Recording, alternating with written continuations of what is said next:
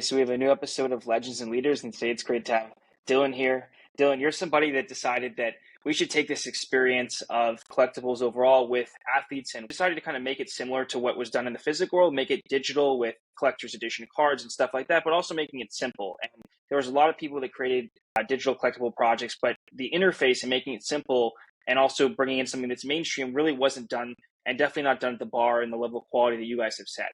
And that really shook up the industry. It's become really a standard of quality for so many, and so I'm excited to have you here and to get into your story.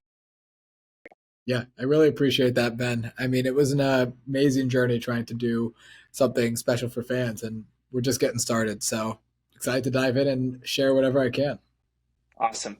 So Dillon, where did your passion for business entrepreneurship, where did that kind of come from? Like, how did that start when you were young? You know, I've said it before, but there was really never a question for me about becoming an entrepreneur. There were definitely times where I doubted myself and didn't think that it was going to happen or going to materialize in the way that it has with Autograph, but it was always just what I wanted to do. I grew up with a dad who's an entrepreneur, and the conversations about business started as young and as early as I can remember. So this was always the path for me.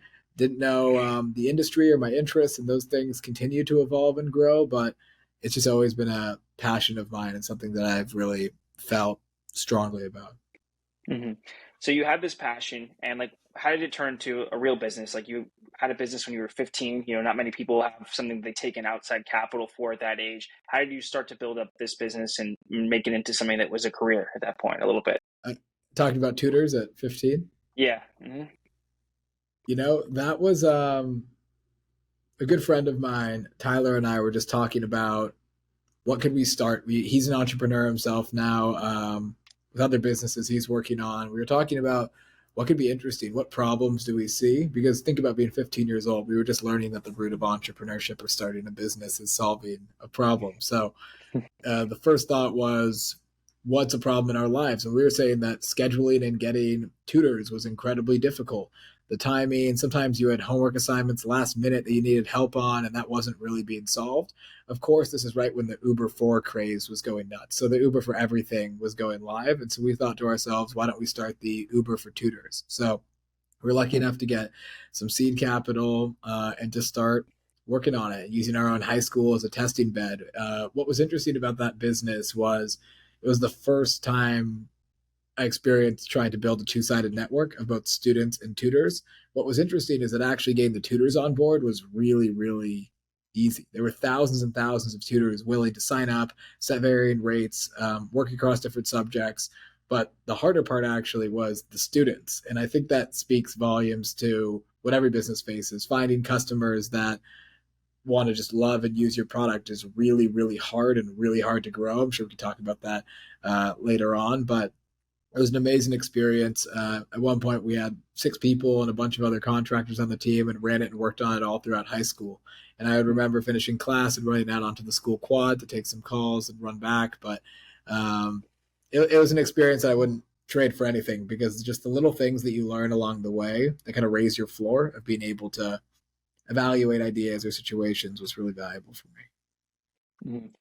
What were some of like the most important things that you learned from that experience that have translated over to now? I mean, you were running something, you were young, there's a certain level of discipline you had at that point. Maybe people weren't able maybe even to do what you did, but what were some of the biggest lessons that you took from there in terms of management and operations that you applied to what you're doing now? It was such a small team that there wasn't as much on the management and operations side. I think one thing that I learned early is just that this shit is hard, that there's nobody's going to look back that builds a business and say, oh, that was easy. They're going to say they loved it and they enjoyed it, and it was one of the most rewarding things that they've ever done.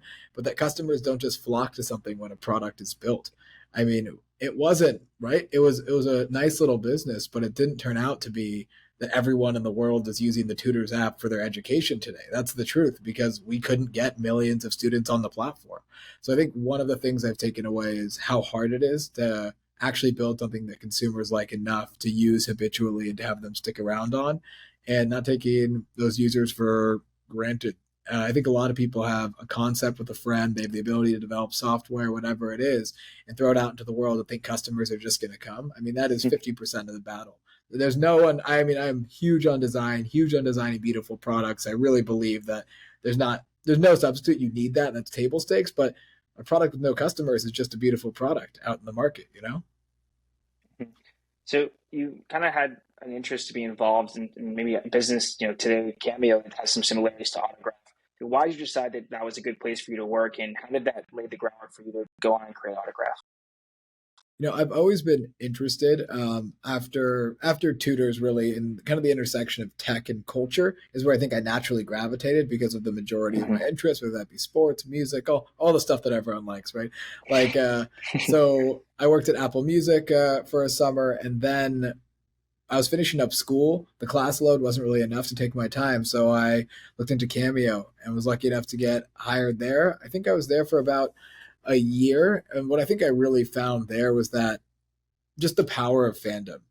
The fact that there would be these influencers varying sizes, whether it was the top 1% or the long tail on the platform, that thousands of people were engaging every day. And being on the talent team, helping acquire talent, I was able to just see the numbers and see how often these people were getting booked. And I think it was astonishing to me to see that level of engagement. And I think that's when I realized, oh, there's something really here with this relationship that fans build with the things that they love. And that was what led to the early concept for Autograph that I can speak to, because there were just certain things that you learned there and that you were around when you're around both this fan space and creator economy that just laid the foundation for the next steps. Mhm. So Dylan, you had this insight into what you could potentially do. Like, how did the idea, though, like the fully fledged idea for Autograph, come about? Like, how did that happen? Was there any story behind that? Yeah. It's interesting. Like to go back even further, like when you talk about tutors as the first company, totally Mhm. true, totally valid. But one thing that I think you'll find as a similarity between a lot of people that start companies is it never stopped, if that makes sense. It didn't matter if I was in school, it didn't matter if I was working at Cameo, it didn't matter if I was doing tutors. There was always something going on to try to start another idea or another company. So, not right now at Autograph, 100% focused here because this is a different magnitude and I'm not in high school. But the whole point is, sorry, I guess where I'm going is, while I was at Cameo, it was just, and even before that, I worked on everything from a neuroscience idea to multiple different things in AI that never got off the ground, to things that was anything from had seed funding but never had a public launch, to an idea with friends for 6 months that all of a sudden we decided to not move forward with. So there was just a constant hum of different things and different ideas. So while at Cameo, I was working with some friends at Stanford on a crypto hedge fund concept, where it first started off as a traditional hedge fund concept because the same AI group and I realized that our initial idea wasn't going to work. So we tried to use those AI skills. Can we actually start to win in these traditional financial markets? Then said those are way too efficient. We're going to get crushed by the people that are way smarter than us with way more money. And so a less efficient asset class where you could still get away with some of the early tricks that worked in traditional finance was in crypto. And there was a lot of these early crypto hedge funds popping up. The crypto started to run, but not it wasn't at the level that it was in 2020 yet. And so I was kind of working full time at Cameo, had this thing going on with friends, and then all of a sudden stumbled across an NFT and was like, oh, this thing is going to be a big deal, right? Digital assets can actually have an owner. Digital art can actually have an owner. And so I guess it was the confluence of like this continuous stream of trying to start something with smart people that I believed in and working at Cameo, which led to, oh, now the world that I live in the place that I understand the most is direct to fan monetization, and this NFT new technology is emerging. So I just kind of put the two together and said, could we actually build a place for the biggest celebrities, brands, icons in the world to connect with their audience in brand new ways? So that was what it really was. And I think one thing about me as well is like I've always been it sounds so cheesy, but just a fan of fandom, like that energy when you're at games, when you're enjoying that moment, like the passion that people put into their interests, whether it was my own or that of friends, it's just always been something that I've kind of gravitated towards, those kind of moments and situations. So from there, the seed of the idea came up saying, could we actually get the tier one talent in the world and the tier one brands in the world and bring them into Web3 and build the kind of company that only could service them and couldn't actually service any creator out in the market? Could we go to cream of the crop, athletes and talents, and bring them into Web3 to engage with their fans in a new way. And so that's what we did in the early days of Autograph. Mm-hmm. So how did you get it off the ground from like a capital standpoint? Was it friends, family, or just your own at that point? And how did you get your first major brand or talent on board? Yeah, I was incredibly lucky and incredibly fortunate, and I mean that. I was able to get connected to Tom Brady early on, and if you start a company with somebody that just won their seventh Super Bowl, it can make the Mm-hmm. next steps a little bit easier. So, no, we were lucky to have Tom jump on as chairman. I got a lot of help from longtime mentors, board members, family relationships, a lot of people that supported me my whole life, even from when I was 15 years old on whatever what was going to start. And so got those people around the table. And then, yeah, we were lucky enough to bring in, it wasn't family and friends, but it was no institutional capital yet for the early round. It was just being able to bring people around the table that believed in what we were doing and build out our advisory board, start talking to DraftKings about a potential partnership and relationship. And then we were seed funded. And honestly, it was at that time in the market, like when I said I got incredibly lucky, it was having the relationships with people like Tom and these mentors and board behind me and behind us. And then the NFT market was so hot that everyone was trying to first understand what was going on and what these things are. And two, how do I get involved and get a piece of the action? So a lot of this really is luck and timing, and just incredibly fortunate to be in the right situation to start the company. So how did like the relationship with Tom Brady initially happen? Was it you pitched him on doing something like this and said, hey, you could be a great liaison, also bringing other athletes here, with you being attached to this and involved, like, Yeah. and how has he been beneficial throughout the process?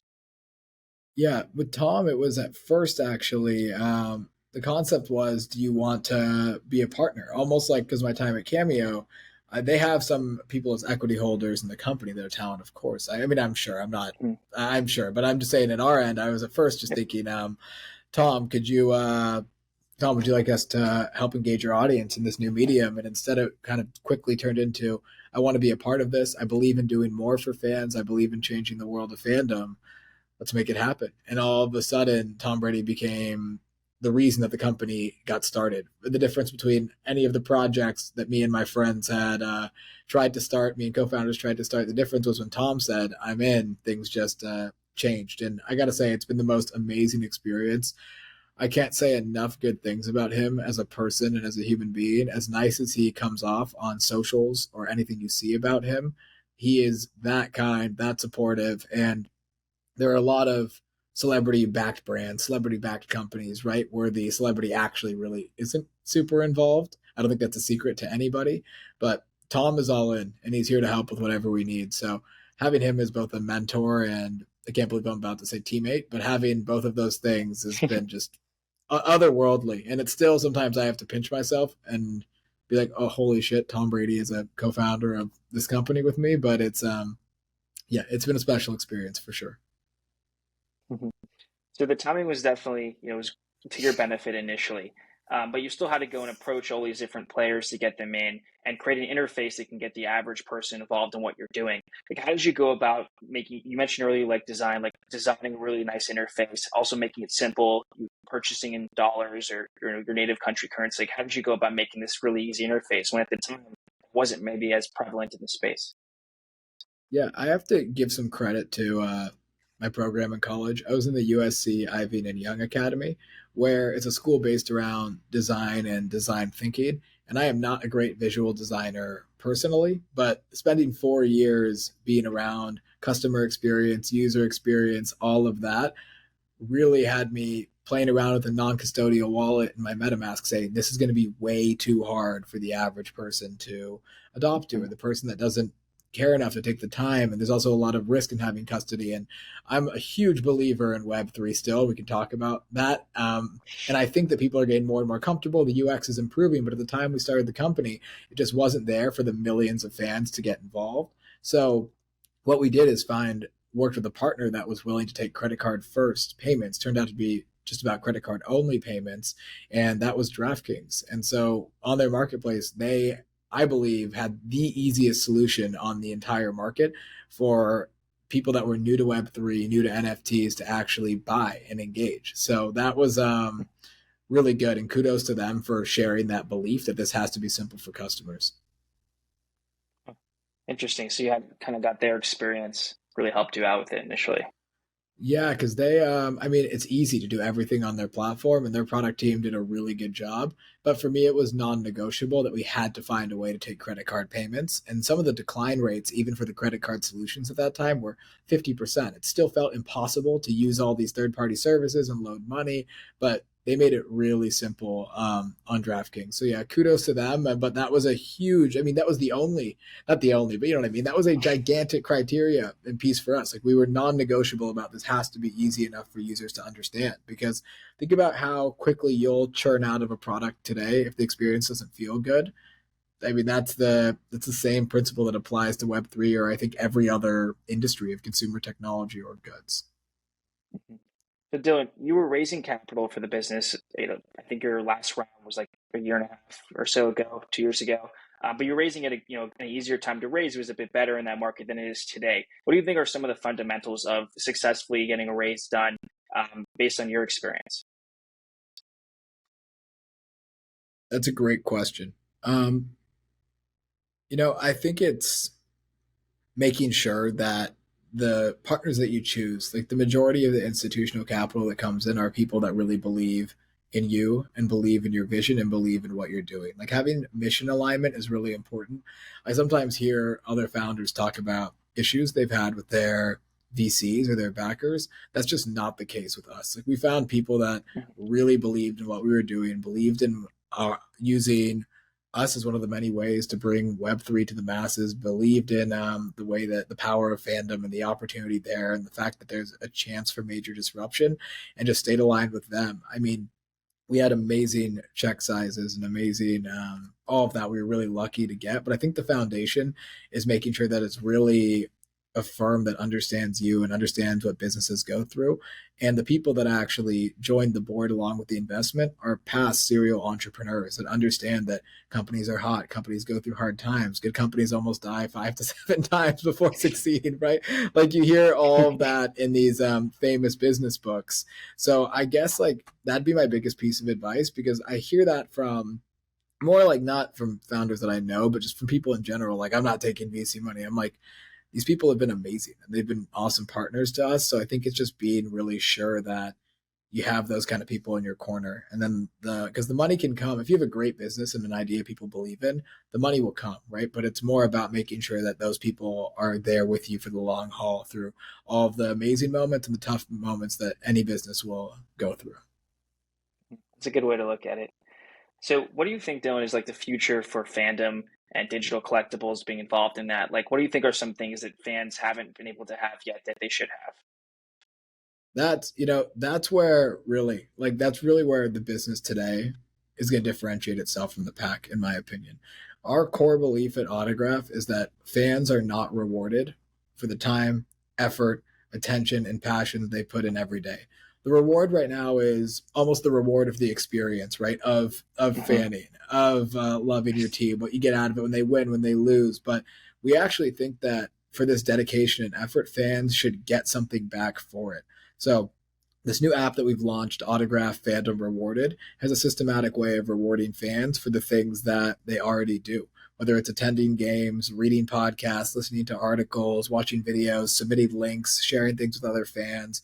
We've already given away tons of tickets to games, merch, experiences, player signings, all of this, and kind of taking a platform approach to what we did in chapter one of the business. So the digital collectibles right now on the platform you can redeem are trophies and things of that nature.